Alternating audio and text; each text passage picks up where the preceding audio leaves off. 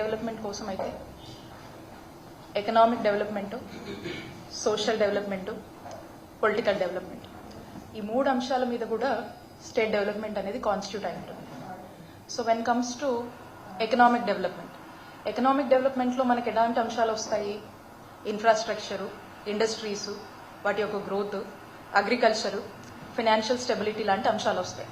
At the same time మనము social development గురించి కనుక చూసినట్టయితే హెల్త్ కేరు, ఎడ్యుకేషను, వెల్ఫేర్, వాటి యొక్క ఇంప్లిమెంటేషన్, కల్చర్ అండ్ రిక్రియేషన్ లాంటివి ఉంటాయి. పొలిటికల్ డెవలప్మెంట్ మీదకి వచ్చేసరికి ఒక గుడ్ గవర్నెన్స్ అనేది ఇంపార్టెంట్గా ప్లే చేస్తూ ఉంటుంది. At the same time public services, social justice, సిటిజన్స్కి సంబంధించినటువంటి అన్ని విషయాలను ఇందులో కవర్ అవుతూ ఉంటాయి. సో బేసిక్గా మనం చూసినట్టయితే ఈ మూడు ఓవరాల్ కాంప్రిహెన్సివ్ డెవలప్మెంట్ అనేది స్టేట్ డెవలప్మెంట్కి కాన్స్టిట్యూట్ చేస్తుంది. బట్ వేర్ మనం చూసినట్టయితే whereas in the state of Andhra Pradesh, మన ఆంధ్రప్రదేశ్ రాష్ట్రంలో మనం చూస్తున్నట్టయితే ఎకనామిక్ డెవలప్మెంట్ అంటే దాని అర్థమే మారిపోయింది.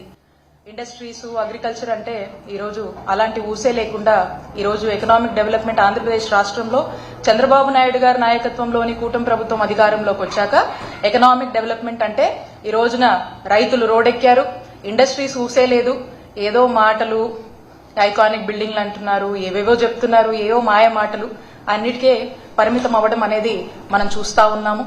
అలానే ఎకనామిక్ డెవలప్మెంట్ గురించి కనుక వస్తే వారు ఎంచుకున్నటువంటి కొంతమందికి వాళ్ళని డెవలప్మెంట్ చేయడమే ఎకనామిక్ డెవలప్మెంట్ అని కూటమి ప్రభుత్వం మనకు చెప్తోంది. At the same time social development అని కనుక మనం చూసినట్టయితే కూటమి ప్రభుత్వం గనక డిఫైన్ చేయాల్సి వస్తే వెల్ఫేర్ అనేది అసలు వెల్ఫేర్ అంటే వాళ్ళకి గిట్టదని అనిపిస్తుంది. At the same time education విషయానికి వస్తే దాంట్లో కూడా ఏ విధమైనటువంటి స్టాండర్డ్స్ ఏమనేది కూడా అన్ని కూడా పక్కన పెట్టి ఏ మాత్రం కూడా పట్టించుకోవట్లేదు. అండ్ హెల్త్ విషయానికి వస్తే కంప్లీట్ ప్రైవేటైజేషన్ అనే ఒకటువంటి కాన్సెప్ట్తో ముందుకు వెళ్తున్నారు.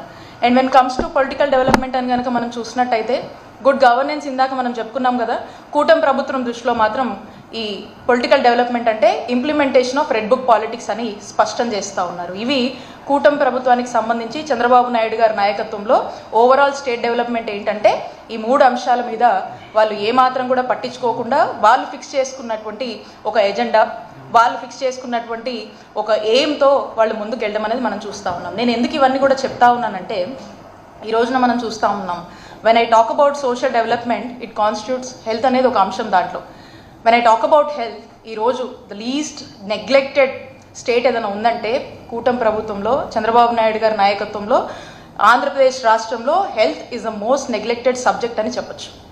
ఎందుకంటే ద గ్రేటెస్ట్